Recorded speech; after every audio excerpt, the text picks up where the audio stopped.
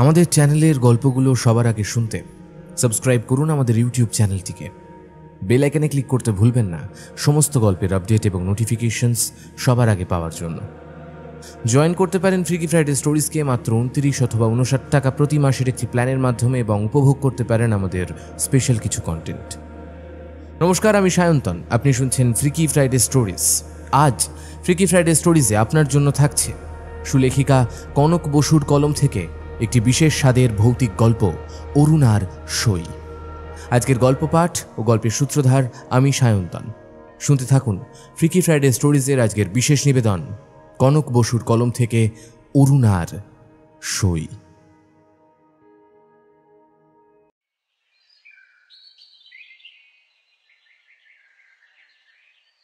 College থেকে একটু তাড়াতাড়ি বাড়ি ফিরছে প্রিয়াঙ্কা।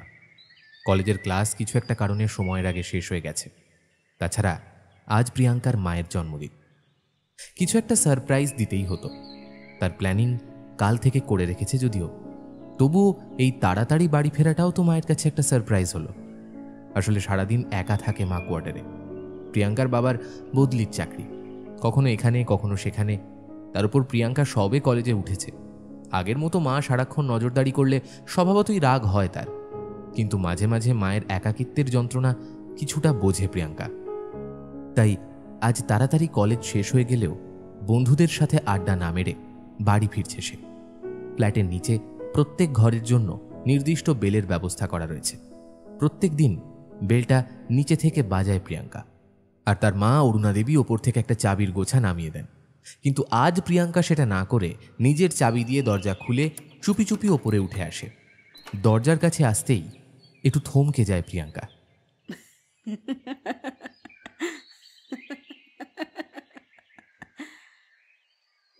ভেতর থেকে মায়ের হাসির শব্দ আসছে।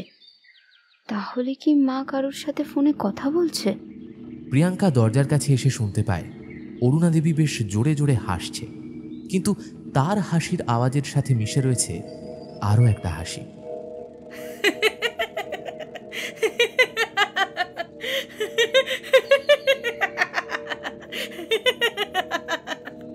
সেই অচেনা হাসির আওয়াজ শুনলে গায়ে কাটা দেয় যেন। কোনো মানুষের এমন হাড় কাঁপানো হাসির আওয়াজ হতে পারে? এদিকে তাদের কোয়ার্টারে ঢোকার দরজায় জুতো রাখার একটাই জায়গা আছে। সেই জায়গায় কোনো অচেনা জুতো দেখতে পায় না প্রিয়াঙ্কা। অন্য কোনো জুতো তো দেখতে পেলাম না। তাহলে বাড়িতে কে এসেছে? মা কার সাথে এত কথা বলছে? নিজের মনেই কথাগুলো বলে প্রিয়াঙ্কা। ইতিমধ্যেই একটা অজানা ভয় ধীরে ধীরে দানা বাঁধতে শুরু করেছে তার মনের মধ্যে। তার ভয়কে আরও উস্কে দেয় একটা অস্বস্তিকর নিস্তব্ধতা। হঠাৎ তার মা যেন চুপ করে গিয়েছেন, এমনকি ওই অদ্ভুত হাসির আওয়াজটাও আর শোনা যাচ্ছে না। পায়ে পায়ে এগিয়ে কলিং বেলে হাত ছোঁয়াতেই দুম করে দরজাটা খুলে দেয় অরুণা দেবী। আচমকা কলিং বেল বাজানোর আগেই দরজা খুলে যেতে চমকে যায় প্রিয়াঙ্কা। তাছাড়া এই কেমন রূপ তার মায়ের! তার শান্ত স্নিগ্ধ মা কেমন যেন বদলে গেছে। চুলগুলো খোলা, শাড়ির আঁচল আলু থালু, চোখ দুটো লাল, রাগে ফুঁসছেন যেন। মাকে দেখে ভয় দুপা পিছিয়ে যায় প্রিয়াঙ্কা, কিন্তু তার হাত ধরে একটা হ্যাঁচকা টানে নিজের কাছে প্রিয়াঙ্কাকে টেনে নিয়ে আসেন অরুণা দেবী। রাগে চিৎকার করে তিনি বলেন, লুকিয়ে লুকিয়ে মায়ের কথা শুনছিলি তাই না? শয়তান মেয়ে, কলেজে উঠে বেশি বার বেড়েছে তোমার। কথাগুলো বলেই তিনি প্রিয়াঙ্কার দুগালে দুটো চর বসিয়ে দেন। নিজেকে সামলে কাঁপা গলায় প্রিয়াঙ্কা জিজ্ঞেস করে, তুমি তুমি কি করে জানলে আমি এসেছি? প্রিয়াঙ্কার কথার উত্তরে তার মা তার দিকে একটা তির্যক হাসি ছুড়ে দেয় মাত্র। মায়ের জন্মদিনে মাকে সারপ্রাইজ দিতে গিয়ে নিজেই কেমন যেন সারপ্রাইজড হয়ে যায় প্রিয়াঙ্কা। কিন্তু আসলে তার মা ছিলেন সদা সরল মাটির মানুষ একেবারে। কিন্তু হঠাৎ করেই যেন ওর মনে হচ্ছে যে ওর মা কেমন যেন বদলে যাচ্ছে আস্তে আস্তে। আর এই বদল ঘটছে তারা এই কোয়ার্টারে আসার পর থেকে। এখন প্রশ্ন হলো, তাহলে কি প্রিয়াঙ্কা যা যা শুনেছে এখানে আসার আগে এবং পরে সেসব সত্যি? কেউ যেন প্রিয়াঙ্কার মনের কথাগুলো পড়ে ফেলেছে, আর তার উত্তরে একটা হাড় হিম করা হাসির শব্দ ঘরের ভেতর থেকে শুনতে পায় প্রিয়াঙ্কা।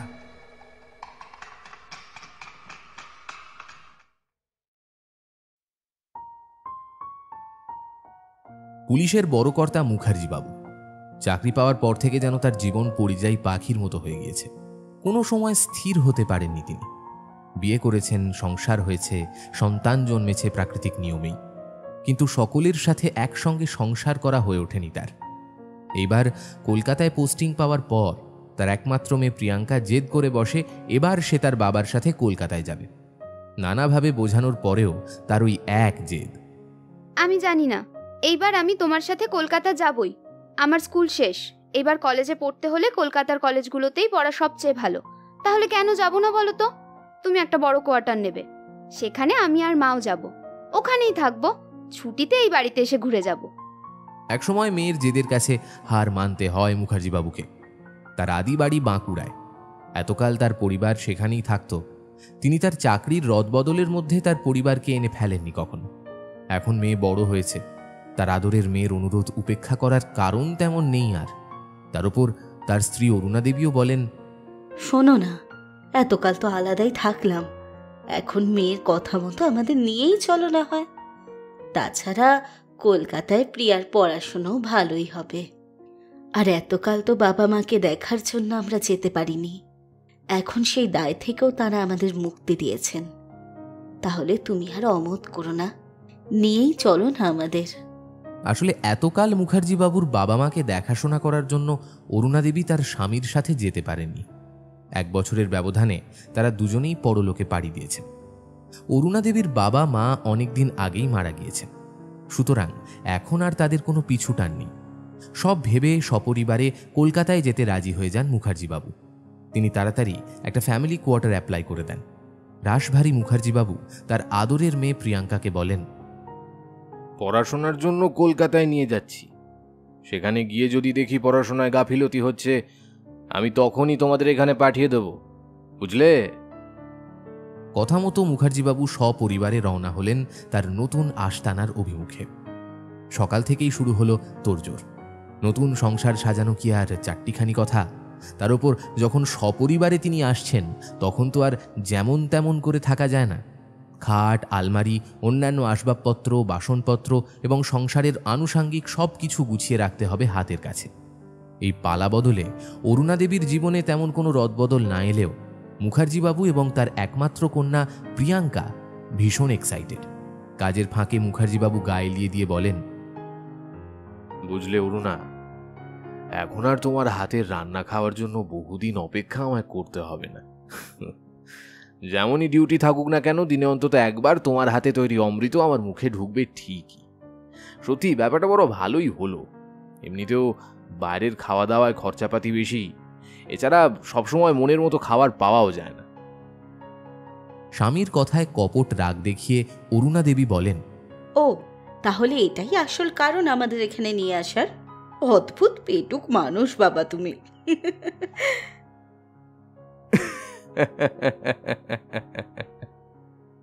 দুজনেই দুজনের কথায় হেসে ফেলেন। ফুটে ওঠে এক সুখী সংসারের প্রতিচ্ছবি। এদিকে নতুন জায়গা, বিশেষত কলকাতাকে খুব কাছ থেকে দেখতে পাওয়ার সুযোগ পেয়ে প্রিয়াঙ্কার এক্সাইটমেন্ট একেবারে তুঙ্গে। দেশের বাড়িতে থাকাকালীন অনেকগুলো কলেজে ফর্ম ফিল আপ করে রেখেছিল সে। কোনো না কোনো কলেজে ঠিকই তার অ্যাডমিশন হয়ে যাবে, এটা নিশ্চিত। এখন হাতে অফুরন্ত সময়। মায়ের হাতে হাতে কাজ করতে করতে মনে মনে একটা লিস্ট তৈরি করতে থাকে প্রিয়াঙ্কা। অরুণা দেবীকে প্রিয়াঙ্কা বলে, আচ্ছা শোনো, প্রথমেই তোমাকে নিয়ে ঘুরে আসবো নিউ মার্কেট। কিছু কেনাকাটা করা খুব দরকার, নতুন কিছু জামা কাপড় তো কিনতে হবে। তারপর কলেজ স্ট্রিট, কফি হাউস, তারপর জাদুঘর। মেয়ের কথায় হেসে ফেলেন মুখার্জিবাবু আর অরুণা দেবী। মুখার্জিবাবু বলেন, বাবা, তুই তো রিসার্চ করে এসেছিস দেখছি। এই কারণেই কি কলকাতায় এলি নাকি? এখানে আসার আগে কি শর্ত দিয়েছিলাম মনে আছে তো? উফ বাবা, সব মনে আছে আমার। আমি খুব মন দিয়ে পড়াশোনা করব, কিন্তু এখন তো আর পড়াশোনা নেই। একটু ঘুরি না গো, তুমিও ছুটি নেবে কিন্তু। আবদারের সুরে কথাগুলো বলে প্রিয়াঙ্কা। বাবা আর মেয়ের কথায় ফুট কেটে অরুণা দেবী বলেন, উনি ঘুরবেন আর আমাদের ওনার সাথে সাথে লেজের মতো ঘুরতে হবে। ওনার তো কাজ নেই, আমাদেরও নেই। বাবা ছুটি নেবে, আমি সংসারের কাজ ত্যাগ করব। আহা, কি সুন্দর কথা। নতুন জায়গায় এসেছিস, ঘর গোছাতে কত খাটনি বলতো। আমাকে তো একটু হেল্প করতে পারিস নাকি? কোনো কাজ নেই, সারাক্ষণ ধেই ধেই করে নাচছে। মায়ের কথায় ঠোঁট ফুলিয়ে প্রিয়াঙ্কা বলে, ও বাবা, দেখো না। অমনি মুখার্জিবাবু গম্ভীর গলায় বলেন, এই, আমার মেয়ে কেন কাজ করবে? ওকে দিয়ে কেন কাজ করাবে শুনি? আমি তো বললাম আমাকে একবার থানায় জয়েন করতে দাও, তখন খোঁজ খবর নিয়ে তোমার একজন অ্যাসিস্ট্যান্ট জোগাড় করে আনবো, কিন্তু আমার মেয়েকে দিয়ে কোনো কাজ করাবে না, বুঝলে? দাও দাও, তুমি আরও প্রশ্রয় দাও। শ্বশুর বাড়িতে গিয়ে যখন কোনো কাজ পারবে না, তখন তোমাকেই কথা শোনাবে। কার ঘাড়ে কটা মাথা যে আমার মেয়েকে কথা শোনাবে? দরকার হলে আমি ওকে শ্বশুরবাড়ি পাঠাবোই না, আমার নিজের কাছে রেখে দেবো। এবার কলকাতায় এসে যদি প্রিয়ার নতুন কোনো বয়ফ্রেন্ড জোটে, তখন তার হাত পা ভেঙে একদিন লকআপে রেখে দেবো। ব্যাস, আমার মেয়ে আমারই থাকবে। ঠিক করে হেসে ফেলেন অরুণা দেবী আর মুখার্জিবাবু। প্রিয়াঙ্কা চিৎকার করে বলে, এই তুমি না ভীষণ বাজে কিন্তু। আচ্ছা বাবা, সত্যি বলো, তুমি কোন দলে, আমার দলে না মায়ের দলে? মাঝে মাঝে না আমি কিছুই বুঝতে পারি না। এমনভাবেই নতুন সংসারে নতুনভাবে গুছিয়ে উঠতে থাকে একটা সুখী পরিবার।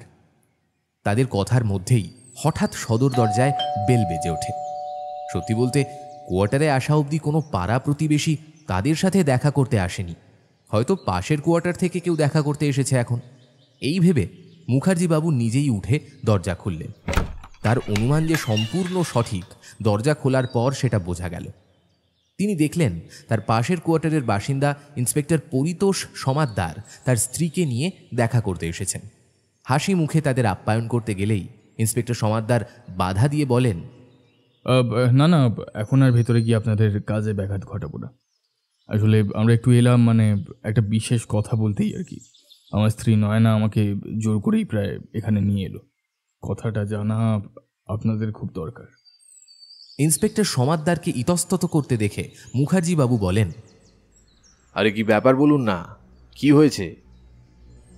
এইবার কথা বলেন নয়না দেবী। বলছি, এই কোয়ার্টার ছাড়া আর কোনো কোয়ার্টার আপনারা পেলেন না?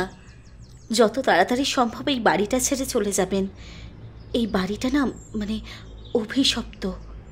আমরাও প্রথমে এই কোয়ার্টারেই উঠেছিলাম, কিন্তু তারপর আমাদের ওপর যে কি কি হয়েছে সেটা একমাত্র আমিই জানি। আমরা জানি যেহেতু এই কোয়ার্টারটা আর কেউ নিতে চায় না, ফাঁকাই পড়ে থাকে, তাই নতুন কেউ আসলে তাকে প্রথমে এই কোয়ার্টারটাই দেওয়া হয়। আপনাদের আগে আরও কয়েকজন ছিলেন এখানে, কিন্তু কেউ কেউ তো মাসখানেকও থাকতে পারিনি। আমি বলি কি, বড় সড়ো কোনো ক্ষতি হবার আগে নতুন কোয়ার্টারের জন্য অ্যাপ্লাই করে দিন। ততক্ষণে অরুণা দেবী আর প্রিয়াঙ্কাও নিজেদের কাজ থামিয়ে দরজার কাছে চলে এসেছে। নয়না দেবীর কথায় নিজের অজান্তেই সারা শরীরে একটা শিহরণ খেলে যায় প্রিয়াঙ্কার। তাছাড়া নয়না দেবীর চোখে মুখে ভয়ের ছাপ সুস্পষ্ট। তিনি যেন ভয়ঙ্কর কিছু দেখতে পাচ্ছেন তার চোখের সামনে। এমনকি খুব সন্তর্পণে চারিদিকে চোখ ঘুরিয়ে কিছু একটা খুঁজছেন তিনি।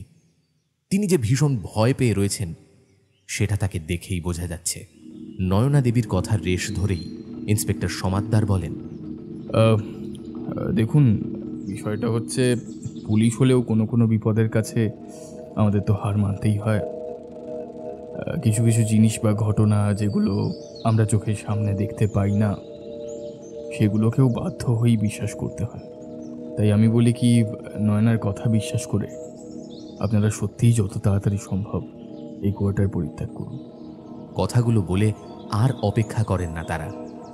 তাদের চলে যাওয়া দেখে বোঝা যায় যত তাড়াতাড়ি সম্ভব তারা এই জায়গা পরিত্যাগ করতে পারেন ততই যেন ভালো। তাদের কথাগুলো কানে বাজতে থাকে সকলের। নতুন জায়গায় এসে এমন পরিস্থিতির শিকার হতে হবে সেটা তারা ভাবেন। মুখার্জিবাবু বুঝতে পারেন ইন্সপেক্টর সমাদ্দার ও তার স্ত্রীর কথায় অরুণা দেবী এবং প্রিয়াঙ্কা দুজনেই ভীষণ ভয় পেয়েছে। আর ভয় মানুষের মনকে আরও দুর্বল করে দেয়। যদি সত্যি কোনো বিপদ আসে, দুর্বল মন নিয়ে কোনোভাবেই তার মোকাবিলা করা সম্ভব নয়। তাই পরিস্থিতিকে হালকা করতে তিনি বলেন, আরে অচেনা অজানা দুটো মানুষের কথায় এমন জাঁদরেল পুলিশ অফিসারের বউ এবং তার কন্যা যদি ভয় পেয়ে যায়, তাহলে তো আমাদের পুলিশ হওয়াটাই বৃথা। ওইসব কথায় কান দিও না। আমি নিজে যতক্ষণ না কিছু চোখে দেখব ততক্ষণ আমি কিচ্ছু বিশ্বাস করব না। যদি সত্যিই কোনো বিপদের সম্ভাবনা দেখি তাহলে যত তাড়াতাড়ি সম্ভব তোমাদের এখান থেকে নিয়ে যাব। আশা করি এতটুকু বিশ্বাস তোমাদের আমার উপর আছে। ম্লান হেসে সম্মতি জানায় অরুণা দেবী আর প্রিয়াঙ্কা। কিন্তু তাদের মনের মধ্যে একটা অজানা ভয় ধীরে ধীরে দানা বাঁধতে থাকে। নয়না দেবী কিসের অভিশাপের কথা বলে গেলেন? কি হয়েছিল তাদের সাথে? এক লহমায় কেমন যেন ছন্দপতন হয়ে গেল তাদের সুখী পরিবারে।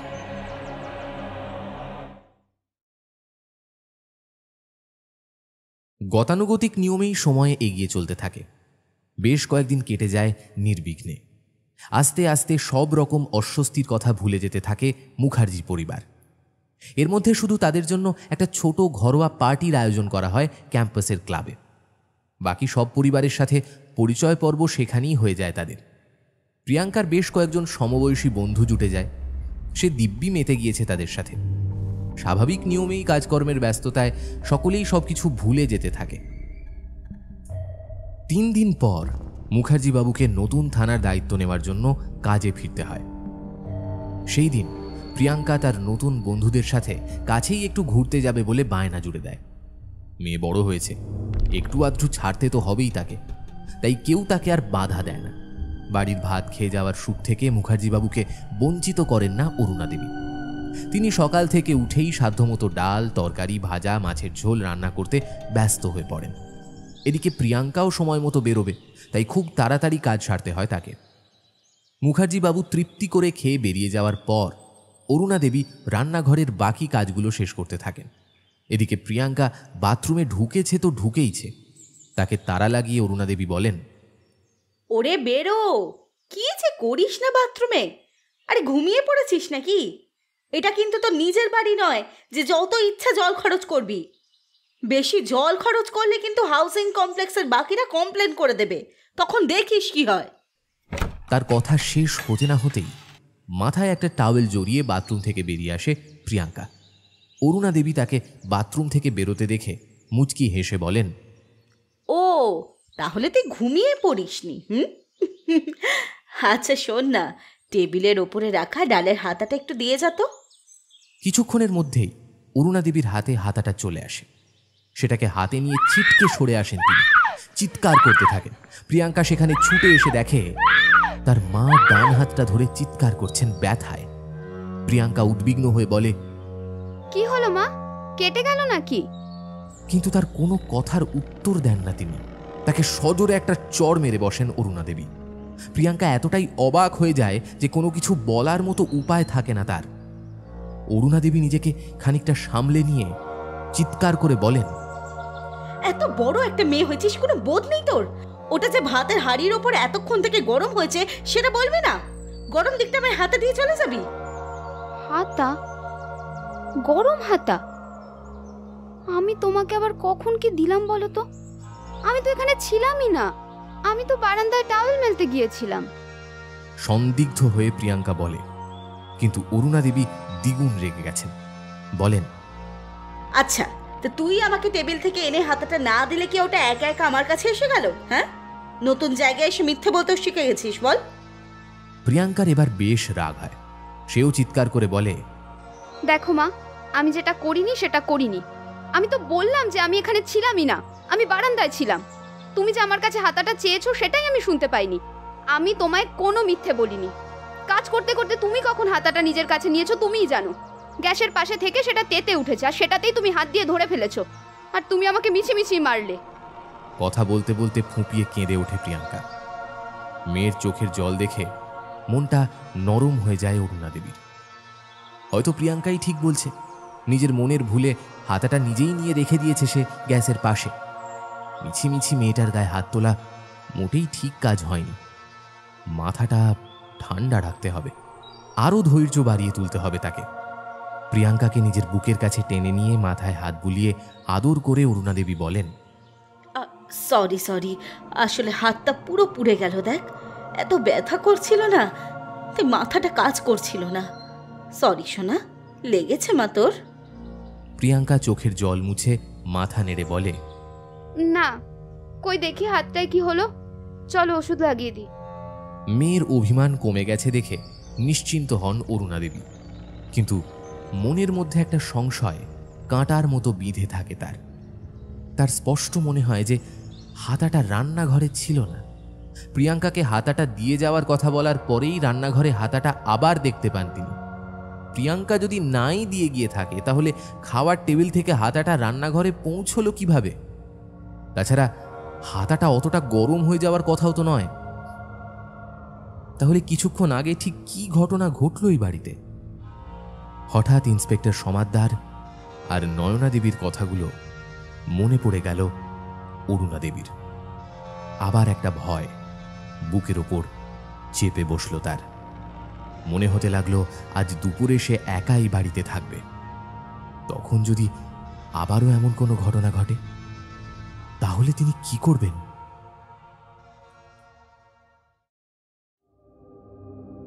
প্রিয়াঙ্কার কাছে নিজের মনের দুর্বলতা প্রকাশ করেন না অরুণাদেবী। যতই হোক মা তো, শুধু শুধু মেয়েকে ভয় পাইয়ে দিতে কে চায়? মেয়েটা যাচ্ছে একটু আনন্দ করতে, যাক, নিজের মনের ভুলও তো হতে পারে। সেই সব ভেবে নিজের মনে সাহস আনেন অরুণাদেবী। একবার সন্তর্পণে চারদিকে চোখ বুলিয়ে দেখেন তার নিজের হাতে সাজানো সংসার একই রকম পরিপাটি রয়েছে। মনের ভয়টাকে সজোরে সরিয়ে রেখে আবার ঘরকন্যায় মন দেন অরুণাদেবী। প্রিয়াঙ্কা বাড়ি থেকে বেরিয়ে যেতেই এক কাপ গরম চা নিয়ে বসেন অরুণাদেবী। সকাল থেকে কাজ করতে করতে একটু ক্লান্ত বোধ করেন তিনি। সোফায় আরাম করে বসে টিভিটা চালিয়ে দেন তিনি, আর আরাম করে চায়ের কাপে একটা লম্বা চুমুক দেন। টিভির পর্দায় নিজের পছন্দ মতো একটা অনুষ্ঠান চালিয়ে খালি বাড়ির একাকিত্বকে ঝেড়ে ফেলার চেষ্টা করেন অরুণাদেবী। একটা সময় তার মনে হয় সোফার ঠিক পাশের খালি জায়গায় কেউ যেন এসে বসল। একটা মৃদু তরঙ্গ টের পেলেন অরুণাদেবী। চকিতে ঘাড় ঘুরিয়ে তিনি নিজের পাশের জায়গাটা দেখলেন একবার। কই, কোথাও তো কিছু নেই। সকাল থেকে শুধু তার সাথেই যে কেন এসব হচ্ছে কে জানে। আচ্ছা, এই সবই কি তার মনের ভুল, নাকি নয়না দেবীর কথাগুলো তার মনের মধ্যে সুপ্ত একটা ভয়ের সৃষ্টি করে রেখেছিল, আর আজ খালি বাড়ির আবহে সেই সুপ্ত ভয়টা অন্ধকার আকার নিয়ে প্রকট হয়ে সামনে আসছে? টিভিটা বন্ধ করে সোফা থেকে উঠে পড়লেন তিনি। ভয়টাকে তেমনভাবে আমল না দিয়ে যত্ন করে স্নান করলেন অরুণাদেবী। তারপর নিজের সাজানো সিংহাসনের সামনে এসে অনেকক্ষণ ধরে পুজো করলেন। অরুণাদেবীর মনে হলো ধীরে ধীরে তার ভয়টা অনেকটা যেন কেটে গিয়েছে। পুজোর পরে একবার মুখার্জিবাবুকে ফোন করলেন, আরেকবার প্রিয়াঙ্কাকে ফোন করলেন। তারপর দুপুরের খাওয়া তৃপ্তি করে খেয়ে একটা ম্যাগাজিন নিয়ে আলসে দুপুরের আলসেমিতে ডুবে গেলেন তিনি। নিজের অজান্তেই দু চোখে ঘুম জড়িয়ে এলো অরুণাদেবীর, কিন্তু ঘুম তার বেশিক্ষণ হলো না। অরুণাদেবী ভীষণ ভয় পেয়ে চমকে উঠে বসলেন নিজের বিছানার উপর। ঘুমের মধ্যে তিনি স্পষ্ট শুনতে পেয়েছেন একটা অদ্ভুত কণ্ঠস্বরে তাকে কেউ যেন বলছে, অরুণা, এই অরুণা, চল সই পাতাই, আয় গল্প করি একসঙ্গে, আয়। এই অরুণা। কে কে কে কে ডাকছে আমাকে? হ্যাঁ, কে? ভয়ে গলা শুকিয়ে গিয়েছে অরুণাদেবীর। খুব কষ্ট করে কথাগুলো বললেন তিনি, কিন্তু কেউ তো কোথাও নেই। সব কি করে হচ্ছে? মনের ভুল হতেও পারে, নাকি তার সাথে, শুধুই তার সাথে এই সব কিছু হচ্ছে? আর বসে থাকতে পারেন না অরুণাদেবী। তাড়াতাড়ি বিছানা থেকে নেমেই মুখার্জি বাবুকে একবার ফোন করেন তিনি, কিন্তু কোনো উত্তর পান না। তারপর ফোন করেন প্রিয়াঙ্কাকে। ফোন করে কাঁপা কাঁপা গলায় তিনি বলেন, হ্যালো প্রিয়া, তোর তোর কতক্ষণ লাগবে আসতে? ওপাশ থেকে প্রিয়াঙ্কা উত্তর দেয়, এই তো মা, আর বোধহয় ওই আধ ঘন্টার মধ্যে ঢুকে যাব বাড়িতে। কেন, কিছু হয়েছে নাকি? তোমার গলাটা কেমন লাগছে, পড়ে গেছো নাকি? মেয়ে বাইরে রাস্তায় রয়েছে, তাকে এই মুহূর্তে সব কথা বললে ভীষণ দুশ্চিন্তা করবে সে। তাই নিজেকে সামলে নিয়ে অরুণাদেবী বলেন, আরে না না, এমনি জানতে চাইছিলাম যে তুই কতক্ষণে ফিরবি, সেই বুঝে চা খাবো আর কি। ও আচ্ছা আচ্ছা, আমি যাচ্ছি, দাঁড়াও, তারপর একসাথে বসে চা খাবো। যাক, প্রিয়াঙ্কা আর কিছুক্ষণের মধ্যেই ফিরে আসছে। ততক্ষণে ঠাকুর ঘরে চুপ করে বসে থাকেন অরুণা দেবী। নিজের মনের ভয়টা আর কিছুতেই ঝেড়ে ফেলতে পারেন না তিনি। অরুণা দেবীর শুধুই মনে হয় তিনি ছাড়া ওই বাড়িতে একই সাথে আরও কেউ রয়েছে।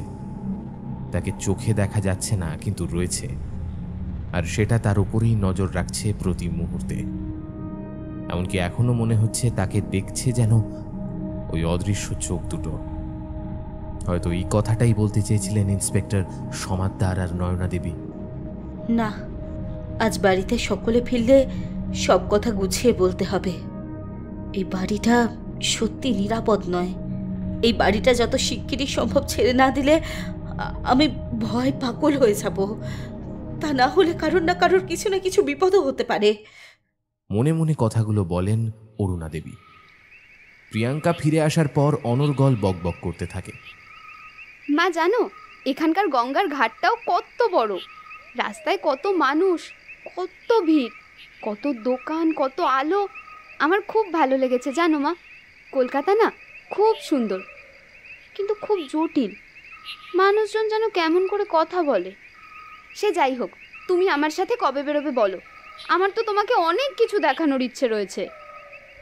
মেয়েকে বহুদিন পর এত হাসি খুশি দেখে অরুণা দেবীর আর ইচ্ছে করে না নিজের মনের কথাগুলো তাকে বলার। অরুণা দেবী নিজের মনে মনেই বলেন, না, মেয়েটা আজ এতটা খুশি হয়ে ফিরেছে, সেখানে আমি আমার ভয়ের কথাগুলো বলে ওর মুডটা খারাপ করে দেব? তাছাড়া আমার সাথে যেগুলো ঘটেছে বলে আমার মনে হচ্ছে, সেগুলো আমার মনের ভুলও তো হতে পারে। তার চেয়ে বরং আর একটু দেখি, প্রমাণ পেলে না হয় তখন প্রিয়াকে জানাবো। দরকার হলে প্রিয়ার বাবার সাথে একবার না হয় আলোচনা করে দেখি। কিন্তু সেটাও অরুণা দেবী করতে পারলেন না, কারণ নতুন থানার দায়িত্ব পেয়ে ভীষণ কাজের চাপে অনেক রাত করে ফিরলেন মুখার্জি বাবু। এতটাই ধকল গিয়েছে তার যে কোনো রকমে খেয়ে বিছানায় পড়তেই তিনি অঘোরে ঘুমিয়ে পড়লেন। অরুণা দেবীর মনের কথা মনেই রয়ে যায়।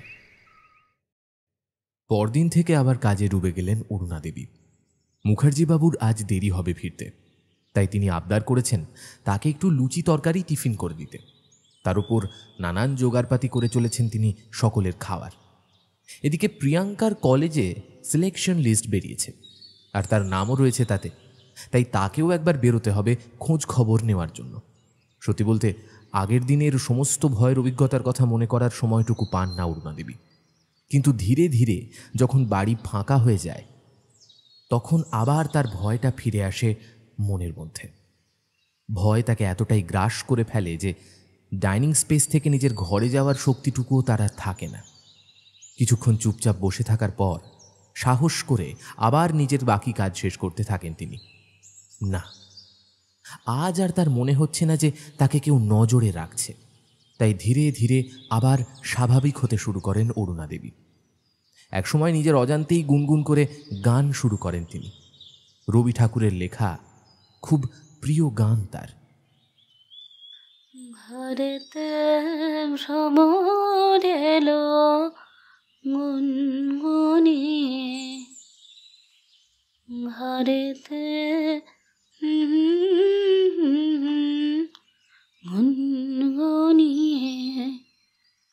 ঘরেতে ভ্রমর এলো গুনগুনিয়ে। কিন্তু ওই আবার কেউ যেন তার গানের সাথে সঙ্গত করে ওই একই গান করছে মনে হচ্ছে।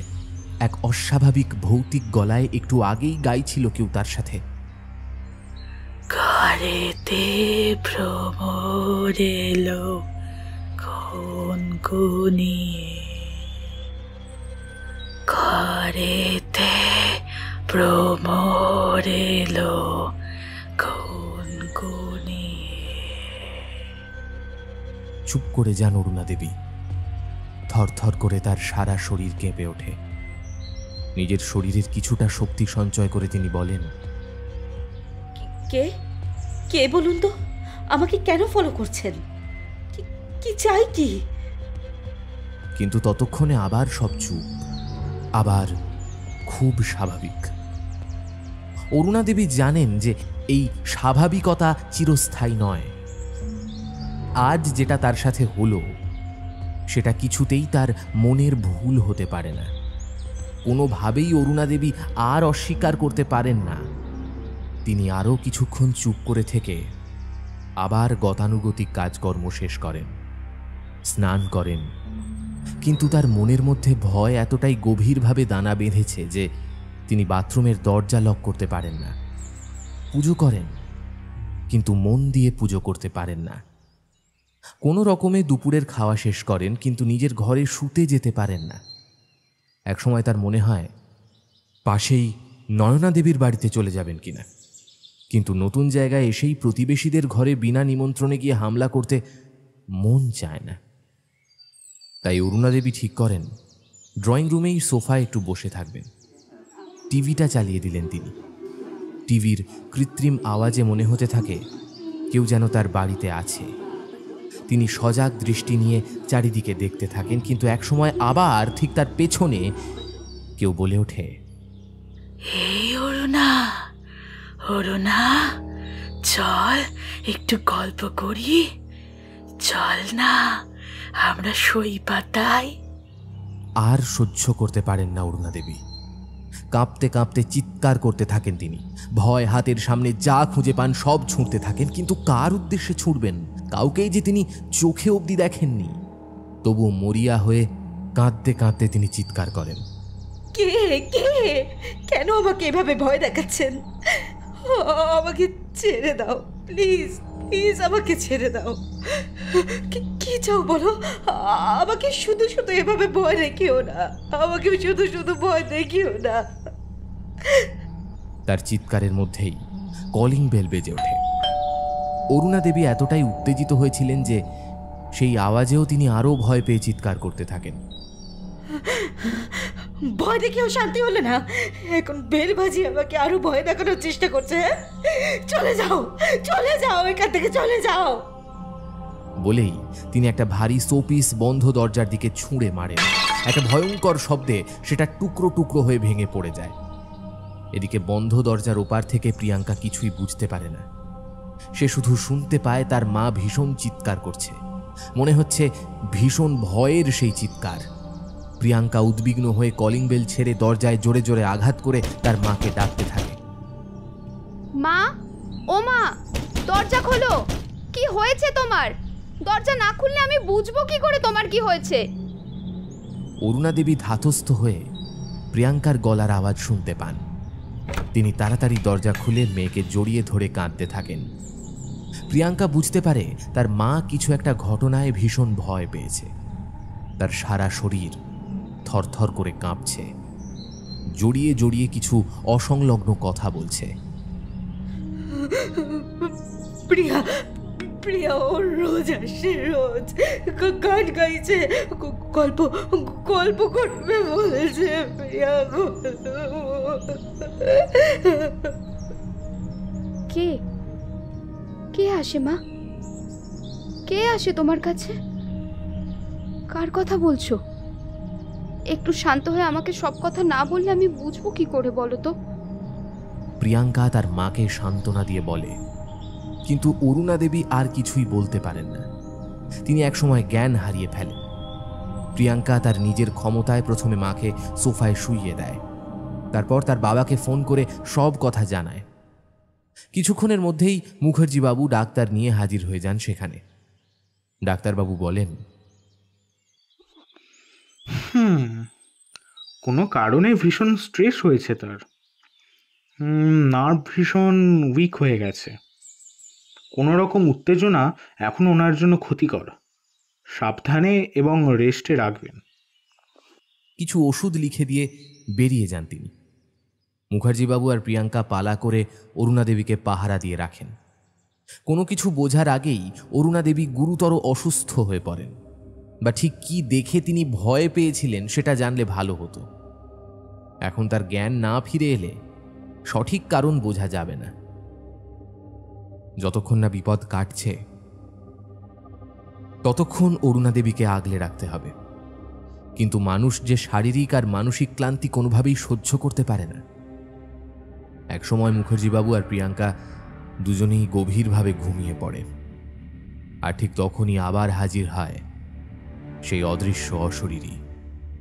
ঘুমন্ত অরুণাদেবীর মুখের ওপর ঝুঁকে পড়ে আবার সে ধীরে ধীরে ডাকতে থাকে, এই অরুণা, অরুণা, আর কত ঘুমাবি? ওঠ, উঠে পড়, আমি রে আমি, চল না একটু গল্প করি। ঘুম ভেঙে যায় অরুণাদেবীর। তিনি দেখতে পান জ্বলন্ত দুটো চোখ তার মুখের ওপর জ্বলজ্বল করছে। কোনো কিছু বলার আগেই সেই জ্বলন্ত চোখের মালিক ঠোঁটে হাত দিয়ে ইশারায় তাকে চুপ করতে বলে। তারপর হাতছানি দিয়ে তাকে ডেকে নিয়ে যায় পাশের ঘরে। অরুণাদেবী যেন মন্ত্রমুগ্ধ একজন মানুষ। তিনি কোনো বাধা না দিয়ে নিঃশব্দে বিছানা ছেড়ে উঠে ধীরে ধীরে চলে যান পাশের ঘরে।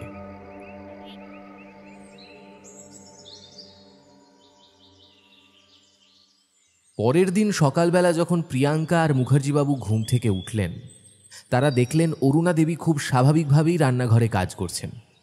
তারা দুজনেই যে কখন গতকাল রাতে ঘুমিয়ে পড়েছিলেন নিজেরাও টের পাননি। তাড়াতাড়ি অরুণাদেবীর কাছে গিয়ে মুখার্জিবাবু জিজ্ঞেস করলেন, তুমি এত সন্ধেবেলা উঠে পড়েছো কেন? আর উঠে পড়লেও কাজকর্ম শুরু করেছো কেন? মুখার্জিবাবুর কথায় কোনো আমল না দিয়ে চুপচাপ আবার নিজের মতো কাজ করতে থাকেন অরুণাদেবী। প্রিয়াঙ্কা এগিয়ে এসে তার মাকে বলে, ও মা, কথা বলছো না কেন?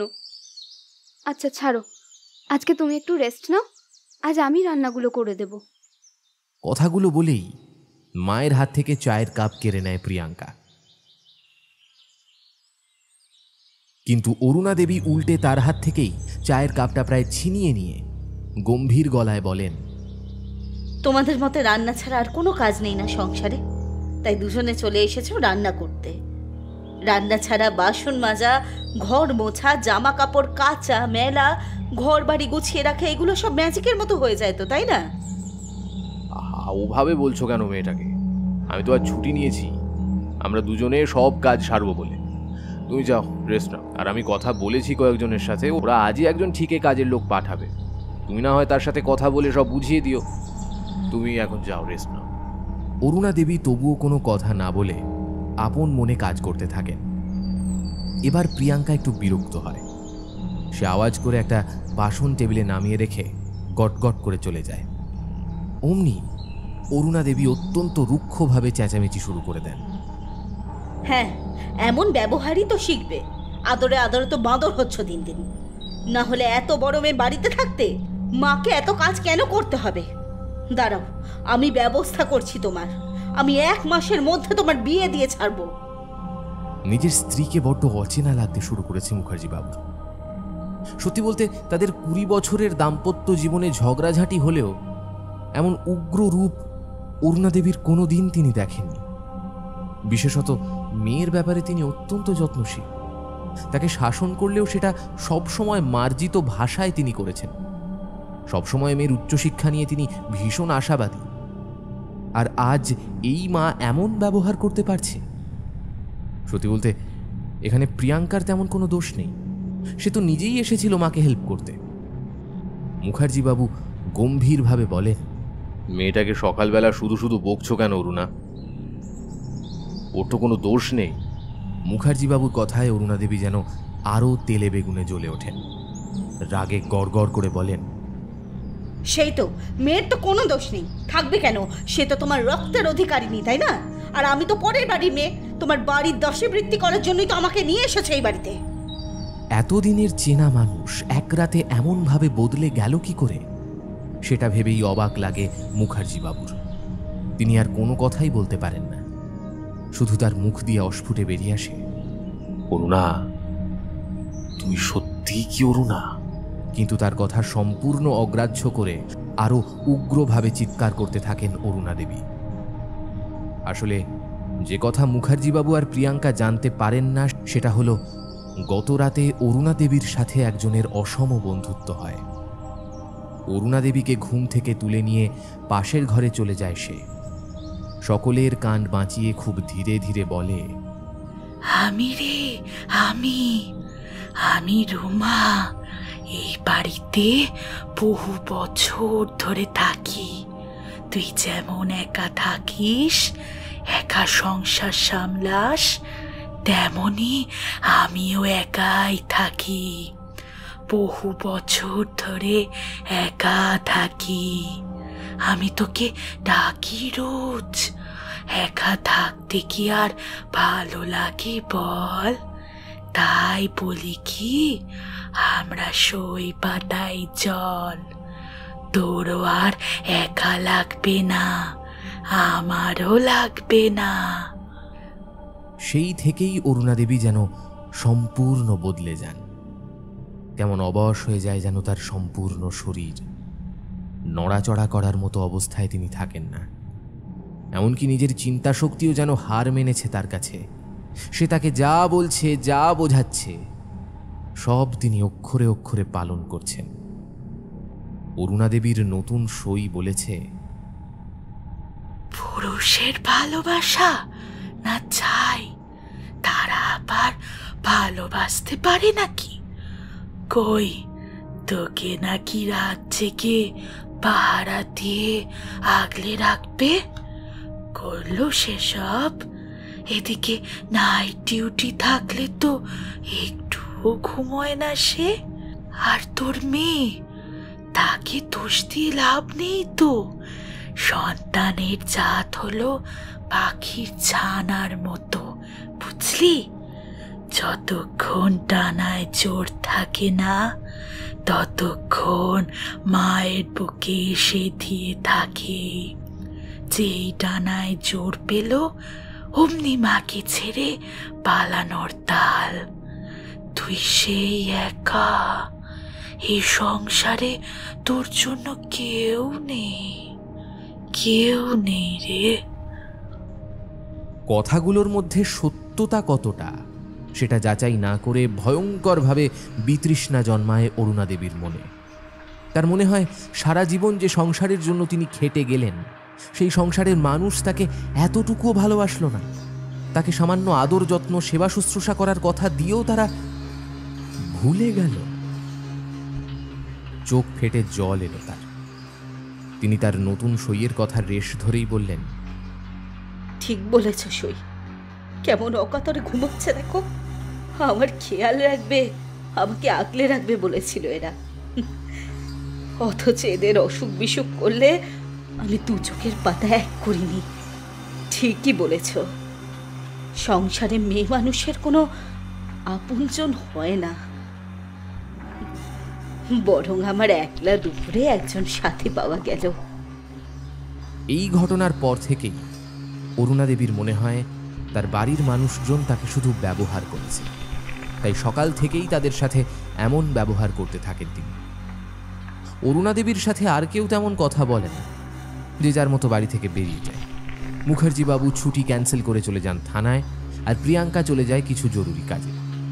অবশ্য তাদেরকে এক প্রকার জোর করেই বাড়ি থেকে বেরিয়ে যেতে বাধ্য করেছেন অরুণাদেবী।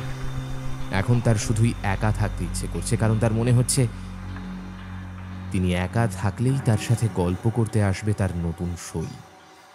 তাদের মধ্যে গভীর সখ্যতা তৈরি হতে বেশি সময় লাগল না। এদিকে তাদের সখ্যতা যত গভীর হলো, অরুণাদেবীর সাথে তার পরিবারের ততই দূরত্ব সৃষ্টি হলো। তিনি সংসারের সব কাজ করলেও যত্ন নিয়ে করেন না। তার যা করতে ইচ্ছে করে তাই করেন।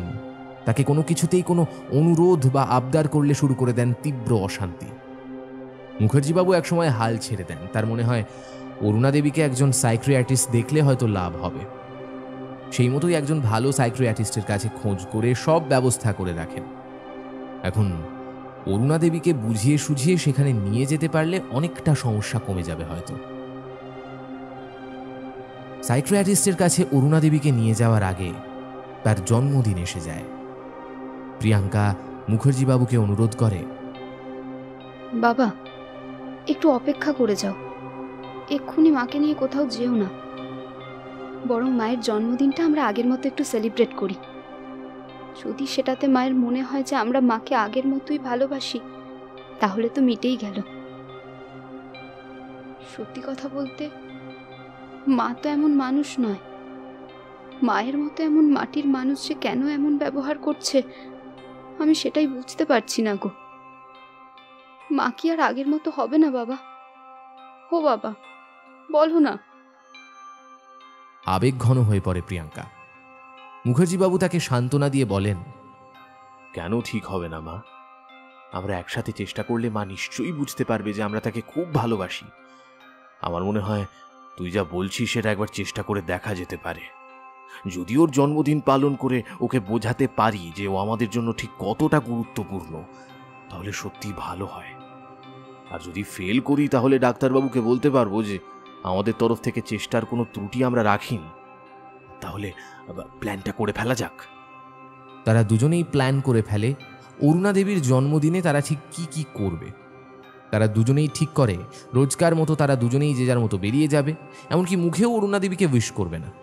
তারপর হঠাৎ বাড়ি ফিরে এসে তাকে চমকে দেবে, আর তারপর অরুণা দেবীর পছন্দ অনুযায়ী কিছু জামা কাপড়, খাবার আনবে। ব্যাস, তারপর আবার তিনজন মিলে শুরু হবে হাসি, খেলা, মজা।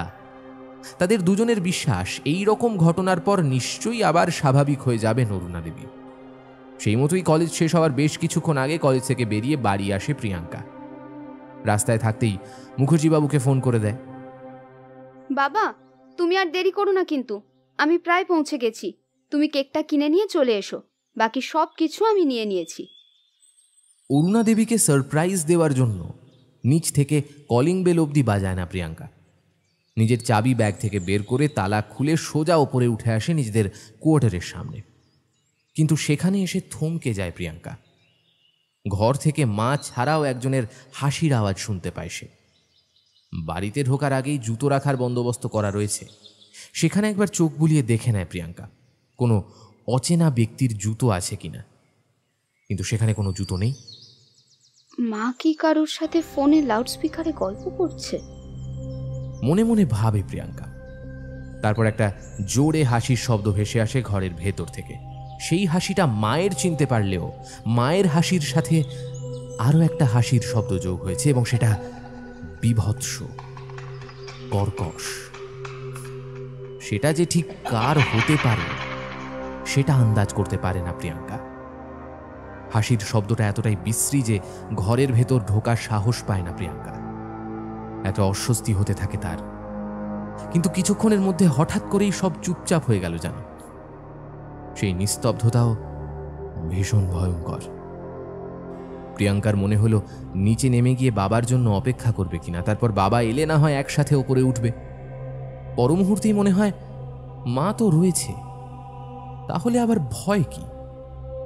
কথাটা ভেবে দরজার কোণায় থাকা কলিং বেলটা বাজাতে গিয়ে চমকে ওঠে প্রিয়াঙ্কা, কারণ তার চোখের সামনে হঠাৎ দরজাটা খুলে যায়।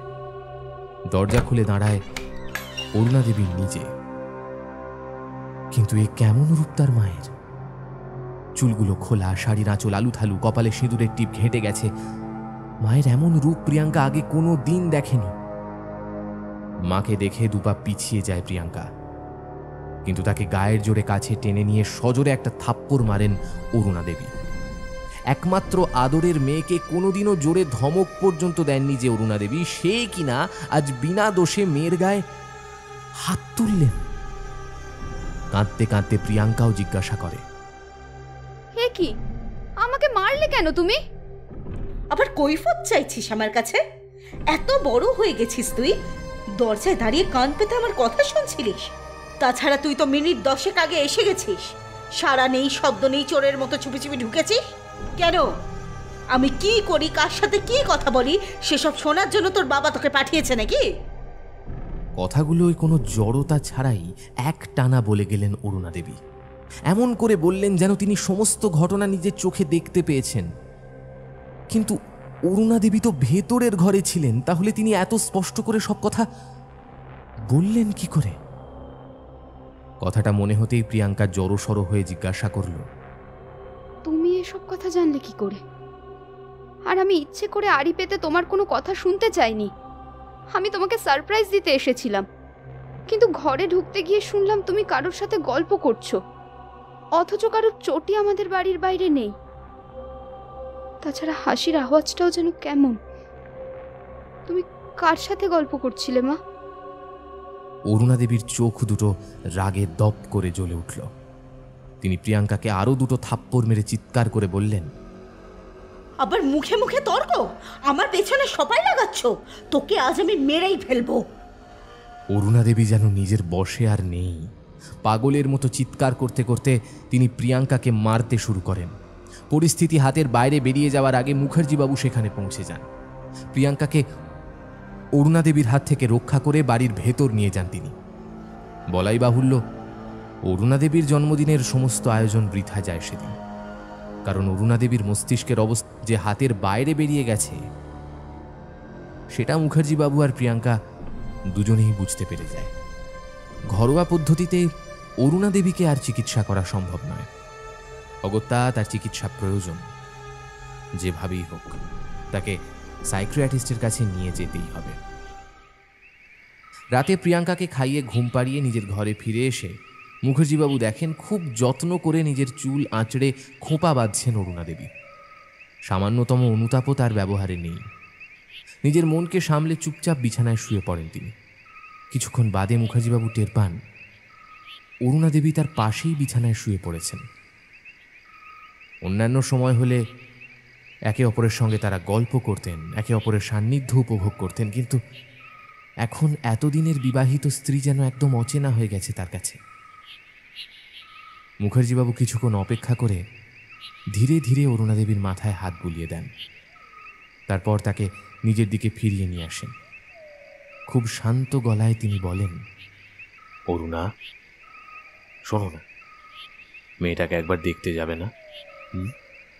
ও কিন্তু কোনো অন্যায় করেনি আজ। বড় কষ্ট পাচ্ছে যে মেয়েটা।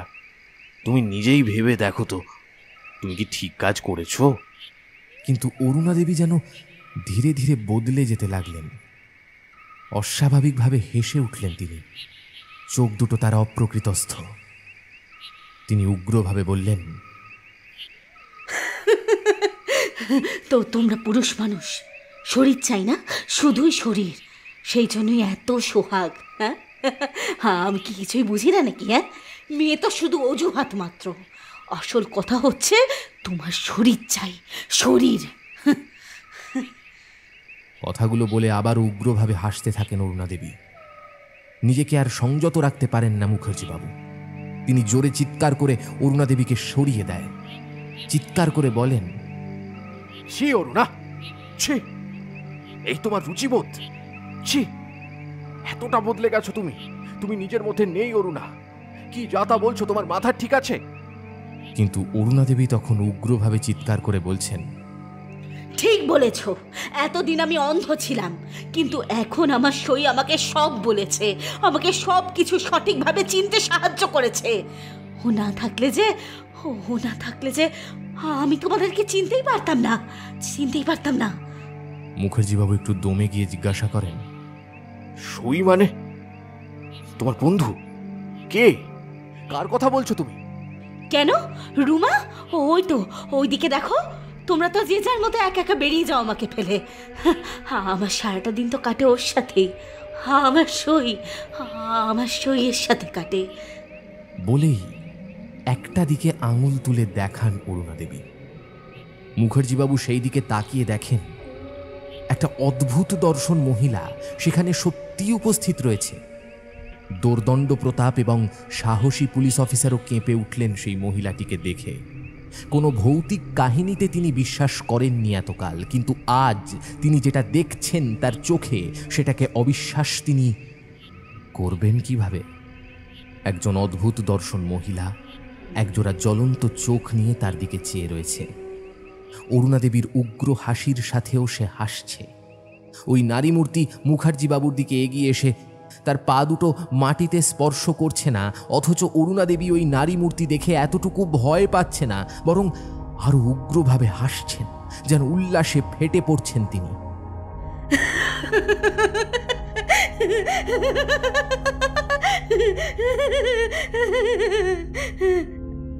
তাহলে কি প্রথম দিকে এই নারী মূর্তি অরুণাকে ভয় দেখাচ্ছিল? হঠাৎ করে সেই ভয় সখ্যতায় পরিণত হলো কিভাবে? এই নারী মূর্তির কথাই কি বলার চেষ্টা করছিল নয়না দেবী আর ইন্সপেক্টর সমাদ্দার? প্রশ্নগুলো মাথায় ঘুরপাক খেতে থাকে মুখার্জি বাবুর। তিনি আর সময় নষ্ট না করে ছুটে বেরিয়ে যান ঘর থেকে। প্রিয়াঙ্কাকে তার ঘর থেকে কোনো রকমে টেনে বের করে নিয়ে বেরিয়ে যান তার কোয়ার্টার থেকে। মুখার্জি বাবুর ধারণা ওই নারী মূর্তি আর যাই করুক অরুণা দেবীর ক্ষতি হয়তো করবে না, কিন্তু এই রাতে মেয়েকে নিয়ে তিনি যাবেন কোথায়? প্রিয়াঙ্কা কাঁদতে কাঁদতে বাবাকে বলে, আমি বলি কি বাবা, ইন্সপেক্টর সমাদ্দারের বাড়িতে একবার চলো। তারা যখন এই সমস্যা সম্পর্কে জানেন, তখন এই সমস্যা থেকে নিষ্কৃতি পাওয়ার উপায়ও তাদের জানা রয়েছে। মাকে তো এই বিপদের হাত থেকে রক্ষা করতে হবে বাবা। বাবা, মাকে ওই পিশাচ মেরে ফেলবে না তো? মেয়ের মাথায় হাত বুলিয়ে শুধুমাত্র ব্যর্থ সান্ত্বনা দেন মুখার্জি বাবু। তবে মেয়ের কথা মতো তারা দুজনেই হাজির হল ইন্সপেক্টর সমাদ্দারের বাড়িতে। তাদের দুজনকে এই অসময়ে দেখেই সমস্ত ঘটনা আন্দাজ করতে পারেন ইন্সপেক্টর সমাদ্দার এবং নয়না দেবী। তারা দুজনেই সাদরে আমন্ত্রণ জানান তাদের। মুখার্জি বাবু আর প্রিয়াঙ্কা একটু ধাতস্থ হতে ইন্সপেক্টর সমাদ্দার বলেন, আমি আন্দাজ করতে পারছি আপনাদের সাথে ঠিক কী হয়েছে। আসলে এমন ঘটনা ঘটতে পারে ভেবেই আমরা দুজন আপনাদেরকে সাবধান করতে গিয়েছিলাম। অরুণা দেবীকে এখানে না দেখে আমি এটাও আন্দাজ করতে পারছি যে তিনি পুরোপুরি পিশাচিনীর কবলে পড়েছে। পুরো ঘটনাটা একটু খুলে বলো সমাদ্দার। আমি মানসিকভাবে বড় ক্লান্ত। আদৌ কি আমি অরুণাকে বাঁচাতে পারবো? বিধ্বস্ত গলায় মুখার্জি বাবু বলেন। তাকে সান্ত্বনা দিয়ে নয়না দেবী বলেন, পারবেন আশা করছি। ভগবানের দয়ায় আপনারা সঠিক সময় এসে হাজির হয়েছেন। ওর কাছে সবটা শুনুন, তাহলেই বুঝতে পারবেন আপনারা অরুণা দেবীকে কিভাবে বাঁচাতে পারবেন। গলা পরিষ্কার করে ইন্সপেক্টর সমাদ্দার বলতে শুরু করেন। 1.5 বছর আগে আমরাও প্রথমে ওই কোয়ার্টারে এসেই উঠি। প্রথম কয়েকদিন তেমন কোনো সমস্যা হয়নি, কিন্তু কয়েকদিন যেতেই নয়নার আচরণ একেবারে বদলে যায়। আমার চেনা নয়না ধীরে ধীরে অচেনা হয়ে ওঠে, উগ্র হয়ে যেতে শুরু করে। বিশেষ করে আমাকে ও কিছুতেই সহ্য করতে পারে না। আমার সাথে সারাক্ষণ দুর্ব্যবহার করতে থাকে। একদিন পরিস্থিতি এতটাই মারাত্মক হয়ে যায় যে আমি সেই মুহূর্তে বাড়ি থেকে না বেরিয়ে গেলে আমাকে হয়তো প্রাণ হারাতে হতো নয়নার হাতে। চোখে মুখে তখন আতঙ্ক ফুটে উঠছে ইন্সপেক্টর সমাদ্দারের। তিনি নিজেকে সামলে নিয়ে আবার বলেন, সেদিন মনের দুঃখে বাড়ির বাইরে ঘুরে বেড়াচ্ছিলাম। সেদিন এই কমপ্লেক্সের আরও একজন ইন্সপেক্টর রায় আমাকে তার বাড়িতে আশ্রয় দিলেন। আপনি বোধহয় তাকে চিনবেন না। উনি আমাকে ডেকে বললেন এই কোয়ার্টারের আসল রহস্য। ওনার মুখেই জানলাম বেশ কয়েক বছর আগে একজন পুলিশ অফিসারের পরিবার এখানে এসেছিলেন। উনি ছিলেন স্বভাবতই ভীষণ উগ্র। শুনেছি তাদের একটা ছেলেও ছিল, সেও তার বাবার মতোই মায়ের সাথে অসম্ভব বাজে ব্যবহার করত। সেই পুলিশ অফিসার তাঁর স্ত্রীকে নাকি শারীরিকভাবেও অত্যাচার করতেন। সেই ভদ্রমহিলা আর অত্যাচার সহ্য করতে না পেরে একদিন আত্মহত্যা করেন। পরে অবশ্য সেই পুলিশ অফিসারের এবং তার ছেলের শাস্তিও হয়, কিন্তু বিপত্তি সৃষ্টি হয় তারপর থেকে। এই ভদ্রমহিলা মারা গেলেও তাঁর অপূর্ণ ইচ্ছের জেরে এই বাড়িতে তাঁর সংসারেই আটকে থাকে। কোনোভাবেই ওই বাড়ি ছেড়ে তাঁর আত্মা নিষ্কৃতি পায় না। এই ঘটনার পর থেকে ওই কোয়ার্টারে কেউ এলে, বিশেষ করে কোনো পরিবার এলে, সেই পরিবারের মহিলা সদস্যকে তার বশে নিয়ে আসেন তিনি। ধীরে ধীরে তাকে তার পরিবারের বিরুদ্ধে নিয়ে গিয়ে তাদের থেকে সম্পূর্ণ একা করে দেয়। তারপর একদিন সেই স্ত্রীলোকটির প্রাণ কেড়ে নেয়। একটা সুখী পরিবারকে শেষ করে দেয় সে। এইভাবেই কয়েকটা পরিবার শেষ হয়ে গিয়েছে। সৌভাগ্যবশত সঠিক সময়ে আমি নয়নাকে তার কবল থেকে বের করে আনতে পেরেছিলাম, তাই আজও আমাদের পরিবার বজায় রয়েছে। পুলিশ ডিপার্টমেন্টে অনেকবার এই কোয়ার্টারটাকে সিল করে দেবার আর্জি জানানো হয়েছে, কিন্তু যাদের ওপর অঘটন ঘটেনি তারা এইসব বিশ্বাস করতে চায় না।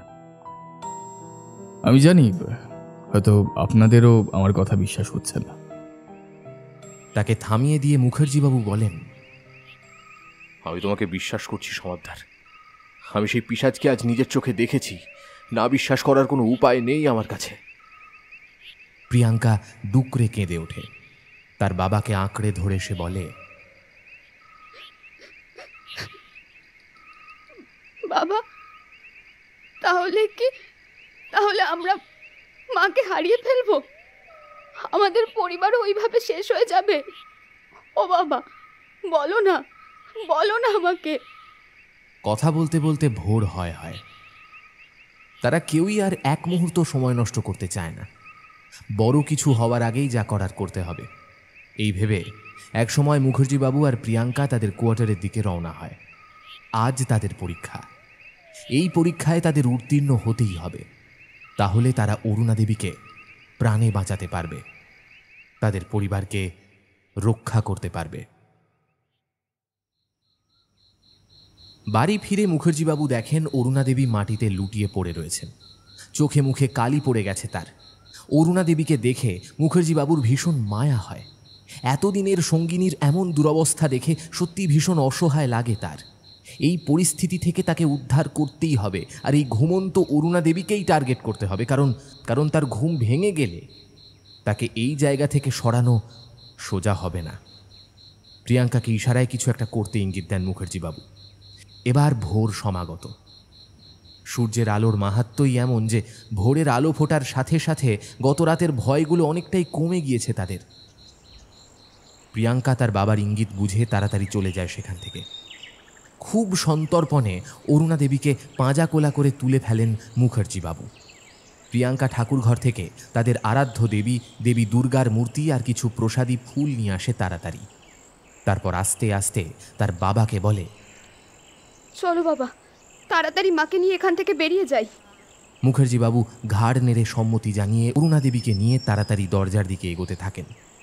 কিন্তু তাকে থেমে যেতে হয়, কারণ একটা কর্কশ শব্দে চারিদিক ভরে ওঠে। তাদের ঘিরে সেই শব্দ পাক খেতে থাকে আর বলতে থাকে, অরুণা, ওঠ, তোকে ওরা আবার থেকে কেড়ে নিয়ে যাচ্ছে রে, ওরা কেড়ে নিয়ে যাচ্ছে। ওঠ বলছি, ওঠ। অরুণা দেবী চোখ মেলে তাকায়। সেই দৃষ্টি ভয়ঙ্কর। বেশিক্ষণ সেই দৃষ্টির দিকে তাকিয়ে থাকা যায় না। সবচেয়ে অদ্ভুত হয়, অরুণা দেবীর ওজন কয়েক গুণ বেড়ে যায়। তাকে কোলে তুলে রাখা অসম্ভব হয়ে ওঠে। বাধ্য হয়ে তাকে কোল থেকে নামিয়ে দেন মুখার্জিবাবু। অরুণা দেবী মুখার্জিবাবুর গলা চেপে ধরেন আর দাঁতে দাঁত ঘষে বলেন, আমাকে এই বাড়ি থেকে নিয়ে যাবে, তাই না? হ্যাঁ, এত সহজ? আজ তুমি আমার হাতে মরবে, আমার হাতে মরবে তুমি।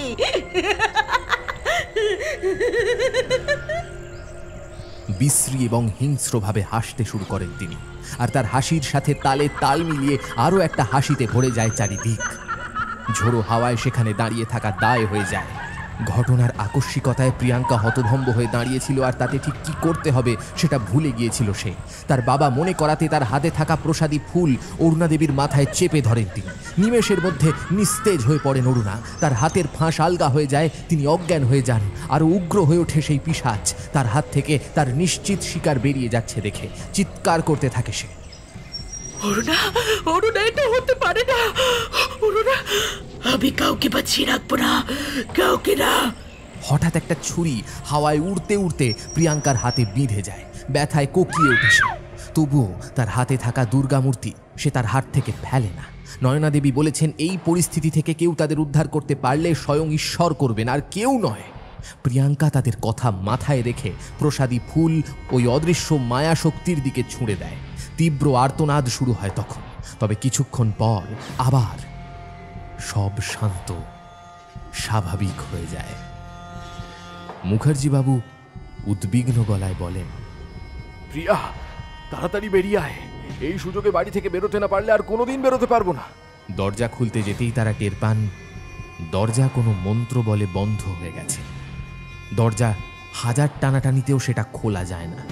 আবার শুরু হয় ঝড়ের তাণ্ডব, সাথে সেই ভয়ঙ্কর হাসি। বাবা, এইবার কি হবে? তাহলে কি সব শেষ হয়ে যাবে? স্বয়ং ঈশ্বর যাদের সহায় তাদের কি আর এত সহজে হারানো যায়? ঠিক তখনই বাইরে থেকে দরজা ভাঙার আওয়াজ পাওয়া যায়। বাইরে থেকে শোনা যায় কিছু মানুষের কোলাহল। ইন্সপেক্টর সমাদ্দার চিৎকার করে বলে, স্যার, স্যার আপনি ঠিক আছেন? স্যার আমি এক্ষুনি দরজা ভাঙছি। স্যার ততক্ষণ ঈশ্বরকে ডাকুন, স্যার ঈশ্বরকে ডাকুন ততক্ষণ। হাঁপ ছেড়ে বাঁচেন মুখার্জি বাবু। তিনি আর প্রিয়াঙ্কা তাদের আরাধ্য দেবীকে আঁকড়ে ধরেন। কিছুক্ষণের মধ্যেই দরজা ভেঙে যায়। তারা তিনজনে বেরিয়ে আসেন সেই অভিশপ্ত বাড়ির মায়াজাল ভেদ করে। প্রিয়াঙ্কা এবং অরুণা দেবীর চিকিৎসার ফলে তারা দুজনেই সেরে ওঠেন। অরুণা দেবীর অনুরোধে সেই বাড়ি থেকে শুধুমাত্র দরকারি ডকুমেন্ট, সোনার গয়না, টাকা কড়ি ছাড়া আর তেমন কিছু আনা হয় না। তিনি বলেন, থাক ওগুলো ওর কাছে। ও তো একজন সঙ্গী পাওয়ার জন্য এমন কাজ করে, সারাটা জীবন শুধু কষ্ট পেয়েছে। তার চেয়ে এই আসবাবপত্রগুলো থাক, একটা সংসার তো তার থাকলো। কি বিচিত্র, কি বিচিত্র মানুষ চরিত্র! হ্যাঁ, যার জন্য তিনি নিজে এবং তার পরিবারের মানুষের চরম ক্ষতি হয়ে যাচ্ছিল, সেই অশরীরীর কথা তিনি এখনো ভাবছেন। হয়তো মেয়েরাই মেয়েদের সবচেয়ে বেশি বুঝতে পারে। পুলিশ ডিপার্টমেন্ট থেকে ওই কোয়ার্টারটা পাকাপাকিভাবে সিল করে দেওয়া হয়। এখনো মাঝে মাঝে সেই কোয়ার্টার থেকে টিভি চলার আওয়াজ আসে। কেউ বা এক নারী কণ্ঠের তীব্র হাহাকারের কান্না শোনে, কেউ বা হাসি কান্না মিলিয়েই তো সংসার। সে থাক না হয় ওই একটা কোয়ার্টারে তার নিজের ছন্দে, নিজের সংসারে, নিজের মতো করেই না হয় ভালো থাক।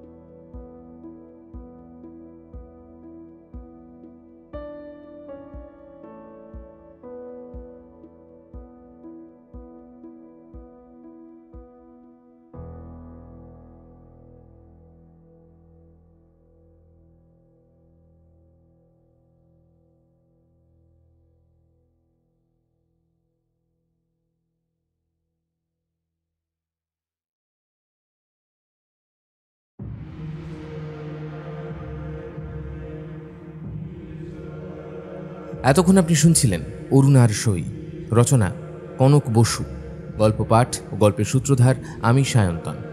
অন্যান্য চরিত্রে আমার সাথে ছিল সৌমিলি, তৃষা, সৃষ্টি এবং আর্য। এই গল্পের শব্দ সংযোজনে ছিল পিয়ালি, আবহ সঙ্গীত স্পেশাল এফেক্টসে ছিল শঙ্খ। গল্পের প্রচ্ছদ নির্মাণ করেছেন শুভদীপ বন্দ্যোপাধ্যায়। কেমন লাগলো আজকের গল্পটা? যদি গল্পটা আপনাদের ভালো লেগে থাকে অবশ্যই ভিডিওটিকে একটি লাইক করে দেবেন, চ্যানেলটা সাবস্ক্রাইব করতে ভুলবেন না, বেল আইকনে ক্লিক করে দেবেন সমস্ত গল্পের আপডেট এবং নোটিফিকেশনস সবার আগে পাওয়ার জন্য। দেখা হচ্ছে আগামী পর্বে। সবাই ভালো থাকবেন। নমস্কার।